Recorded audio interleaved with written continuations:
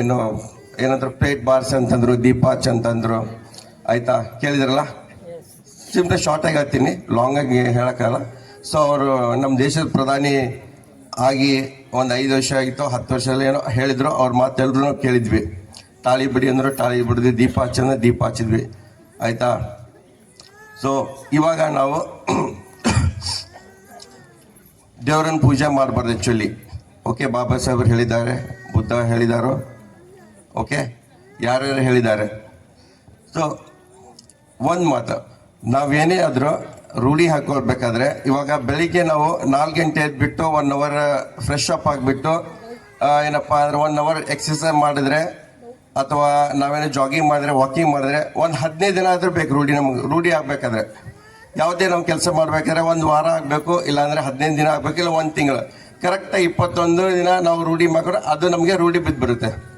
ಬೆಳಿಗ್ಗೆ 4 ಗಂಟೆ ಹೇಳ್ತೀವಿ, ಫ್ರೆಶ್ ಅಪ್ ಆಗ್ತೀವಿ, ವಾಕಿಂಗ್ ಮಾಡ್ತೀವಿ, ಜಾಗಿಂಗ್ ಮಾಡ್ತೀವಿ. ಅದು ಒಂದು 25 ಡೇಸ್, ಒನ್ ಮಂತ್ ಆಗಿತ್ತು ಅಂದ್ಕೊಳ್ಳಿ. 1 ಮಂತ್ ಆದಮೇಲೆ ನಮಗೆ ರೂಢಿ ಬಿದ್ದುಬಿಡುತ್ತೆ. ಪ್ರಾಕ್ಟೀಸ್ ಮಾಡಿರ್ಬೋದು ನೀವು ಎಲ್ಲಾದರೂ, ನಿಮ್ಗೆ ಅನುಭವ ಇದೆ. 1 ಮಂತ್ ಪ್ರಾಕ್ಟೀಸ್ ಮಾಡಿದರೆ ಅದು ಆಟೋಮೆಟಿಕ್ಕಾಗಿ ನೆಕ್ಸ್ಟ್ ನಮ್ಗೆ ಹೇಳೋಕ್ಕೆ, 4 ಗಂಟೆ ಹೇಳೋಕ್ಕೆ, ಎಕ್ಸಸೈಸ್ ಮಾಡೋಕ್ಕೆ, ಜಾಗಿಂಗ್ ಮಾಡಿ ರೂಢಿ ಬಿದ್ದುಬಿಡುತ್ತೆ. ಸೊ ಹಿಂದೆ 2000 ವರ್ಷದಿಂದಲೂ ನಮಗೆ ಪೂಜೆ ಮಾಡೋ ರೂಢಿ ಬಿದ್ದಿದೆ, ಗೊತ್ತಾ? ನಮ್ಮ ಅಜ್ಜಿ ತಾತ ಆಯಿ ಮುತ್ತಂದ್ರೆ ಹಿಂದೆ ಕಾಲದಿಂದ ನಮ್ಗೆ ರೂಢಿ ಆಗೈತದು. ಮುಂಜಾನೆ ಹೇಳ್ಬೇಕು, ದೇವ್ರಿಗೆ ಪೂಜೆ ಮಾಡಬೇಕು, ಆಯ್ತಾ, ತೆಂಗು ಹೊಡಿಬೇಕು, ಮುಂಜಾನೆ ಬೇಡ್ಕೋಬೇಕು. ಇದು ಬರೀ 1 ತಿಂಗಳೇ ನಾವು ಪ್ರಾಕ್ಟೀಸ್ ಮಾಡಿದ್ರೆ ನಮ್ಗೆ ರೂಢಿ ಆಗುತ್ತೆ. ನಮ್ಗೆ ಈ ಥರ ನಮಗೆ ರೂಢಿ ಆಗಿರೋದು 2,000 ವರ್ಷಗಳಿಂದ ನಮ್ಗೆ ರೂಢಿ ಇದೆ. ಹೇಳೋದು, ಪೂಜೆ ಮಾಡೋದು, ದೇವರನ್ನು ಬೇಡ್ಕೊಳ್ಳೋದು, ಮತ್ತೆ ಹೇಳೋದು, ಪೂಜೆ ಮಾಡೋದೆಲ್ಲ ರೂಢಿ ಆಗಿಬಿಟ್ಟೆ. ಇದು ರೂಢಿ ತಪ್ಪಿಸೋಕ್ಕೆ ತುಂಬ ಕಷ್ಟದ ಕೆಲಸ ಇದು. ಆಮ್ಯಾಗ್ರಿ ಎಗ್ರಿ ಆಗ್ತೀರಿ ಇದಕ್ಕೆ ಎಲ್ರು ಒಪ್ಕೋತೀರಾ? ರೂಢಿ ಆಗಿರೋದನ್ನ ತಪ್ಸಕ್ಕೆ ತುಂಬ ಕಷ್ಟ, ಯಾವುದೇ ರೂಢಿ ಆಗಲಿ. ಇವಾಗ 3 ಹೊತ್ತು ಊಟ ಮಾಡೋರಿಗೆ 1 ಹೊತ್ತು ಊಟ ಮಾಡೋಣ ಅಂತಂದ್ರೆ ಆಗ್ತಾ ಎಲ್ರಿಗೂ? 3 ಹೊತ್ತು ಊಟ ಮಾಡೋರಿಗೆ 1 ಹೊತ್ತು ಊಟ ಮಾಡೋ, ಯಾಕೆ ನಮ್ಗೆ ರೂಢಿ ಆಗಿದ್ದೆ. ಮುಂಜಾನೆ ಊಟ ಮಾಡೋದು, ಬೆಳಗ್ಗೆ ಟಿಫನ್ ಮಾಡೋದು, ಮಧ್ಯಾಹ್ನ ಊಟ ಮಾಡೋದು, ಮತ್ತೆ ನೈಟ್ ರೂಢಿ ಬಿದ್ದಿದೆ. ಸೊ ಇದು ಬುದ್ಧನ ಕಾಲದಿಂದ, ಬುದ್ಧ ಹೇಳಿರೋ ಕಾಲದಿಂದನೂ ಅವಾಗಿಂದ ಇದೆ, ನಮ್ಮ ರೂಢಿ ಆಗಿದೆ ಪೂಜೆ ಮಾಡೋದು. ಯಾಕಂದರೆ ಬುದ್ಧ ಹೋದ್ಮೇಲೆ ಆಯ್ತಲ್ಲ, ಇವಾಗೆಲ್ಲ ಮನುಸ್ಮೃತಿ ಬರೆದಿದ್ರಲ್ಲ. ಮನುಸ್ಮೃತಿ ನಿಮಗೆಲ್ಲ ಹಿಸ್ಟ್ರಿ ಹೇಳ್ಬೇಕು ತುಂಬ ಇದೆ. ಸೊ ಅದಕ್ಕೆ ಅಷ್ಟೊಂದು ಟೈಮ್ ಇಲ್ಲ. ಪಶುಮಿತ್ರ ಸಂಘ ಅಂತ ಹೇಳಿಬಿಟ್ಟು ಬರೆದಿರೋದು. ಅದಕ್ಕೆ ಅವಾಗ ದೇವರನ್ನು ಹುಟ್ಟಿಸಿರೋದು ಅವರೇ ಅಂತ ಹೇಳ್ತಾರೆ. ಏನಪ್ಪ ಅಂದರೆ ಅಶೋಕನ ಹೆಸರು ಮುಚ್ಚೋಗ್ಬೇಕು ಅಂತ ಹೇಳಿಬಿಟ್ಟು, ಅಶೋಕನ ಹೆಸರು ಮುಚ್ಚೋಗ್ಬೇಕಂತ ಹೇಳಿಬಿಟ್ಟು ಅದೇನೇನು ದೇವರನ್ನು ಹುಟ್ಟಿಸ್ಬಿಟ್ಟವರು. ಆಯ್ತಾ, ಕತೆ ಇದೆ, ಕತೆ ಎಲ್ಲ ರಿಯಲ್ ಸ್ಟೋರಿ ಇದೆ. ಅದು ಹೇಳಕ್ಕೆ ತುಂಬ ಟೈಮ್ ಆಗುತ್ತೆ, ಅದಕ್ಕೆ ಟೈಮ್ ಸಾಕಲ್ಲ. ಸೊ ಹಾಗಾಗಿ ಎಲ್ರಿಗೂ ರೂಢಿ ಬಿದ್ದಿದೆ. ಆ ರೂಢಿ ತಪ್ಪಿಸ್ಕೊಳ್ಬೇಕು, ತುಂಬ ಕಷ್ಟಪಡಬೇಕಾಗುತ್ತೆ. ಅದು ಸಾಧ್ಯವಾದರೆ ಆಗ್ಬೋದು, ಸಾಧ್ಯ ಮಾಡ್ಕೊಳ್ಳಿ. ಯಾಕಂದರೆ ನಾವು ದೇವ್ರಿಗೆ ಪೂಜೆ ಮಾಡ್ಬಾರ್ದು ಅಂತ ಹೇಳ್ತೀವಿ, ಬಟ್ ನಾವು ಪೂಜೆ ಮಾಡ್ತೀವಿ, ಅದು ತಪ್ಪಿಸೋ ಸಾಧ್ಯ ಆಗ್ತಿಲ್ಲ. ಇನ್ನೊಂದು ವಿಷಯ, ನಾವು ಎತ್ತರಕ್ಕೆ ಬೆಳಿಬೇಕು. ನಾವೇನಪ್ಪ ರಾಜಕಾರಣಿಯಿಂದಲೂ ಬೆಳಿಬೇಕು, ವಿದ್ಯಾವಂತರಾಗಬೇಕು, ಎಲ್ಲ ವಿಷಯ ಹೇಳ್ತಾರೆ. ಮತ್ತು ಜಾತಿ ಮಾಡಬಾರ್ದು, ನಾವು ಒಂದಾಗಿರ್ಬೇಕು. ನಾನೇ ಪ್ರಾಕ್ಟಿಕಲ್ ಆಗಿ ಹೇಳ್ತಿದ್ದೀನಿ. ನಾವು ಒಂದಾಗಬೇಕು ಅಂತ ಹೇಳ್ತಾರೆ ಎಲ್ಲ ಕಡೆ, ಸ್ಟೇಜಲ್ಲಿ ಕೂತಾರೆ ಹೇಳ್ತಾರೆ. ನಮ್ಮವರಲ್ಲ, ಬೇರೆ ಎಲ್ಲ ದೊಡ್ಡ ಗಣ್ಯ ವ್ಯಕ್ತಿಗಳೆಲ್ಲ ಮಾತಾಡ್ತಾರೆ, ನಾವು ಒಂದಾಗಿರ್ಬೇಕು, ಒಂದಾಗಕ್ಕೆ ಸಾಧ್ಯ ಯಾರೂ ಇಲ್ಲ. ಇವಾಗ ಲಾಸ್ಟ್ ಟೈಮ್ ನಂದು ಒಂದು ಎಲೆಕ್ಷನ್ ಇತ್ತು. ಸೊ ಯಾವ ಎಲೆಕ್ಷನ್ ಆಲ್ಮೋಸ್ಟ್ ಎಲ್ರಿಗೂ ಗೊತ್ತಿದೆ. ನೌಕರರ ಸಂಘದ ಏನಪ್ಪ ಡಿಸ್ಟ್ರಿಕ್ಟ್ ಪ್ರೆಸಿಡೆಂಟ್ ಕಾಂಪಿಟೇಷನ್ ಇತ್ತು. ನಾವು ಮೊನ್ನೆ ಎಲ್ಲರೂ ಡೈರೆಕ್ಟ್ ಆಗಿದ್ದೀವಿ. 56 ಡಿಪಾರ್ಟ್ಮೆಂಟ್, ಟೋಟಲ್ 72 ಡಿಪಾರ್ಟ್ಮೆಂಟಿಂದ ನಾವು ಎಲೆಕ್ಟ್ ಆಗಿ ಬಂದಿರೋ ಎಲ್ಲ ಡೈರೆಕ್ಟರ್ಗಳಿದ್ದೀವಿ. ಆ ಎಲೆಕ್ಷನಲ್ಲಿ ನಮ್ಮ ಡಿಸ್ಟ್ರಿಕ್ಟ್ ಪ್ರೆಸಿಡೆಂಟ್ಗೆ ಎಲೆಕ್ಟ್ ಆಗಬೇಕಾಗಿತ್ತು. ನಾವು ಡಿಸ್ಟ್ರಿಕ್ಟ್ ಕಾಂಪಿಟೇಷನ್ ಮಾಡಬೇಕಾಗಿತ್ತು. ಟೋಟಲ್ 72 ಜನ ನಾವು ಎಲೆಕ್ಟ್ ಆಗಿರೋರು.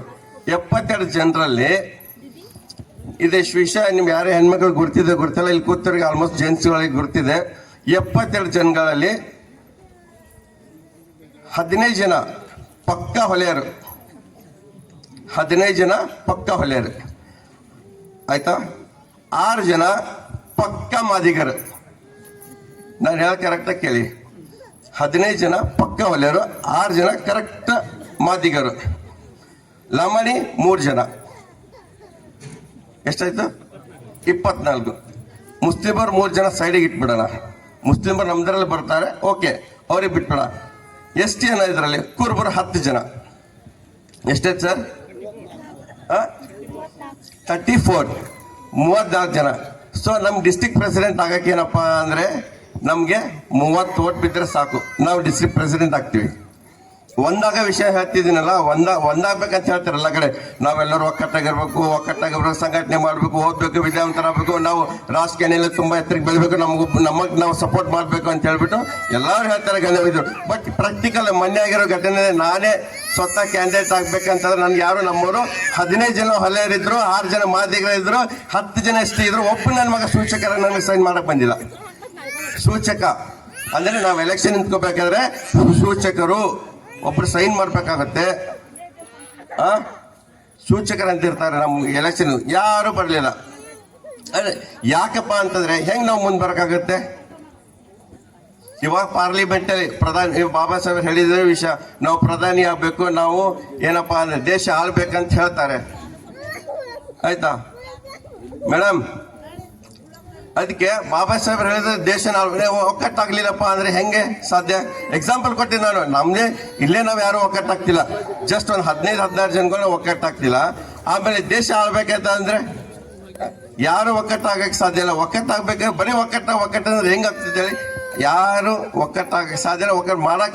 ಒಕ್ಕಟ್ಟಾಗಬೇಕಾದ್ರೆ ಮಾಡಕ್ ಬಿಡ್ತಾರೆ. ಎಷ್ಟು ಜನ ಮೇಲೆ ಹೇಳಿದ್ರು, ಸರ್ ಇವರು ನಮ್ಮವ್ರು ಯಾರು ಒಕ್ಕಟ್ಟಾಗಲ್ಲ ಸರ್, ಫೋನ್ ಮಾಡಿ ಹೇಳ್ತಾರೆ ನನಗೆ, ಸರ್ ನಮ್ಮ ಯಾರು ಒಕ್ಕಟ್ಟಾಗಲ್ಲ ಸರ್, ಅದಕ್ಕೆ ನಾನು ಇದ್ರಲ್ಲಿ ಬರಂಗಿಲ್ಲ ಅಂತ ಹೇಳ್ತಾರೆ. ಅರೆ ಒಕ್ಕಟ್ಟಾಗಲ್ಲ, ನೀವೇ ಹೇಳ್ತಾ ಇದ್ರೆ ಮತ್ತೆ ಯಾರು ಒಕ್ಕಟ್ಟಾಗ್ತಾರೆ? ಇವಾಗ ನಾನು ಬಂದಿದ್ದೀನಪ್ಪ ಒಕ್ಕಟ್ಟು ಮಾಡಕ್ಕೆ, ಎಲ್ರಿಗೂ ಸೇರ್ಸೋಣ. ನಾನೇ ಬಂದಿದ್ದೀನಿ ಸ್ವತಃ, ನಾನೇ ಬಂದೀನಿ. ಎಲ್ರು ಸೇರೋಣ, ನಾವು ಸ್ಟ್ರಾಂಗ್ ಆಗೋಣ. ನಮ್ದ್ರಲ್ಲಿ ಒಬ್ಬರು ಯಾರು ಪ್ರೆಸಿಡೆಂಟ್ ಮಾಡೋದು ನಾನೇ ಸ್ವತಃ ಮುಂದೆ ಯಾರು ಸಪೋರ್ಟ್ ಮಾಡಲಿಲ್ಲ. ಸೊ ಈ ಥರಗಳು ತುಂಬಾ ಎಕ್ಸಾಂಪಲ್ ಇದಾವೆ. ಸೊ ಬುದ್ಧರ ಬಗ್ಗೆ ಮಾತಾಡಬೇಕು, ಬಾಬಾ ಸಾಹೇಬ್ ಬಗ್ಗೆ ಮಾತಾಡೋದು ತುಂಬಾ ವಿಷಯಗಳಿದ್ದಾವೆ. ಸೊ ಪ್ರಾಕ್ಟಿಕಲ್ ಹೇಳ್ತಾ ಇದ್ದೀನಿ, ತುಂಬಾ ಮನಸ್ಸು ಬೇಜಾರಾಗಿದೆ. ಸೊ ಯಾಕಪ್ಪ ನಾವು ಒಕ್ಕಟ್ಟಾಗಬೇಕಪ್ಪ ಅಂತಂದ್ರೆ ನಮ್ಗೆ ಎಲ್ಲಾ ಎಬಿಲಿಟಿ ಇದೆ, ವೆರಿ ವೆಲ್ ಎಜುಕೇಟೆಡ್.